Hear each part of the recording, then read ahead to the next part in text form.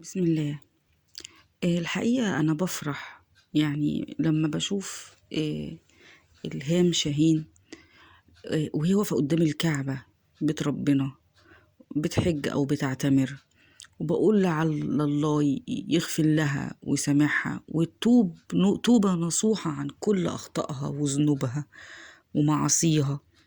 طبعا كلنا أخطاء وذنوب ومعاصي، مش هي لوحدها، ولكن أنا يعني بخصها هي بالكلام.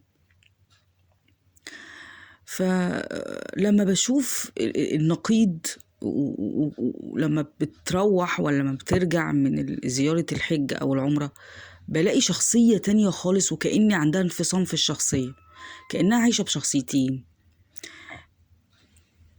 وده بحس إن هو يعني مش تدين أكتر من إنه مثلا فسحة، ترفيه، واخدها كده. يعني إن هي مثلا المكان ده قريب منها وسهل بالنسبة لها أكتر مننا احنا، إن احنا بنلاقي صعوبة ومش بنقدرش نروح أو ماديا وكل حاجة يعني.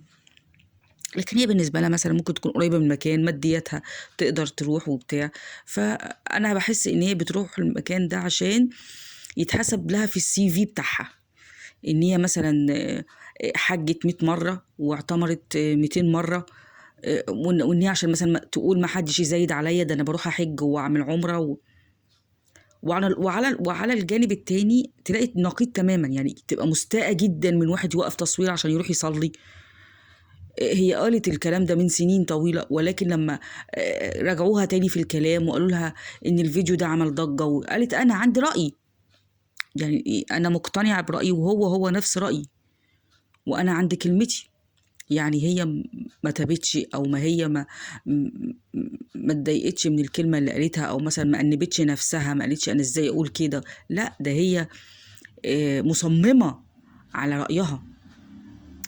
او تلاقيها مثلا، انا شفت لها فيديو النهارده برضو واقفه وسط تماثيل العذراء وتماثيل يسوع، وهي تلاقيها كانت في كنيسه او في دير من الاديره، وواقفه بتقول هابي نيو يير وميري كريسمس. طب هابي نيو يير يعني سنة سعيدة جديدة سعيدة، ماشي مفيش مشكلة، ولكن تقولي ميري كريسمس ده اعتراف رسمي وصريح منك ان يسوع إله، قام من اتولد. هتقولي ان المؤمن بيؤمن بالله وكتبه ورسله زي ما كنت بتقولي. ايوه، ولكن اكيد انت تعرفي ان المسيحيين ما عندهمش حاجة اسمها عيسى. يعني رسله دولت اللي هم منهم سيدنا عيسى، وهم ما عندهمش حاجة اسمها عيسى على فكرة. وأكيد انت تعرفي حاجة زي دي، وأكيد انت تعرفي ان هم عندهم حاجة اسمها يسوع، ويسوع ده اللي هو إله أو ابن إله، يعني هو الله بتاعهم أو ابن الله. ده يسوع بالنسبة لهم، لكن اللي هو سيدنا عيسى بالنسبة لنا اللي احنا بنؤمن بيه ده مش موجود عندهم.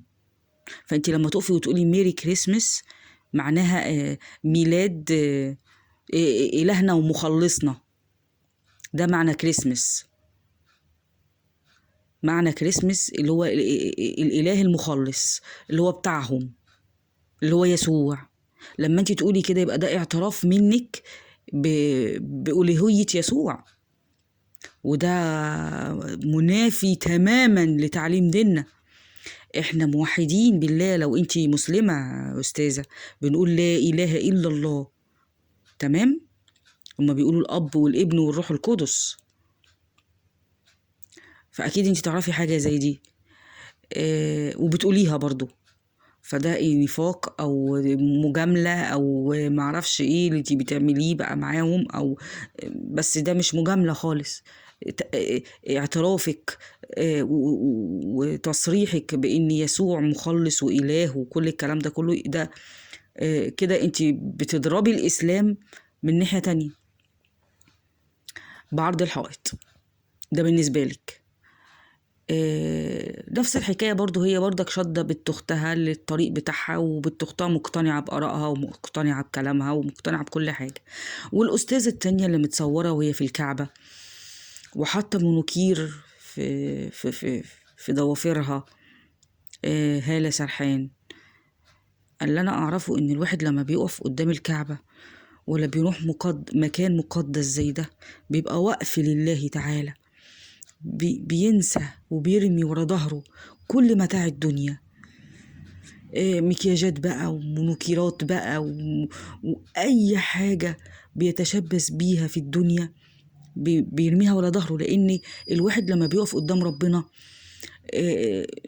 يعني الرجالة لما بتقف قدام ربنا بتبقى لابسة زي الكفن، الملابس الإحرام دي شبيهة للكفن، معناها إن الدنيا بأسرها أنت سبتها ورا منك. نفس الحكاية للست، أنت بتروحي بس بملابسك فقط وبحجابك فقط. ليه المنوكير وليه المكياج ليه؟ هو أنت في بيت ربنا مش بتصلي؟ وأنت واقفة في الكعبة طبيعي بتصلي، ولا أنت ما بتصليش واقفة في الكعبة بس تتفرجي عليها وبتصوريها؟ وعشان تصلي يبقى بتتوضي، وعشان تتوضي وضوءك يبقى صحيح بتشيلي الطلاق اللي في ضوافرك، لأن الطلاق ده بيمنع المية ان هي توصل لضوافرك. ازاي انتي حاطه منوكير وانتي في الحج؟ انا الحقيقه دي برضو مش عارفاها، والله المستعان على ما يصفون.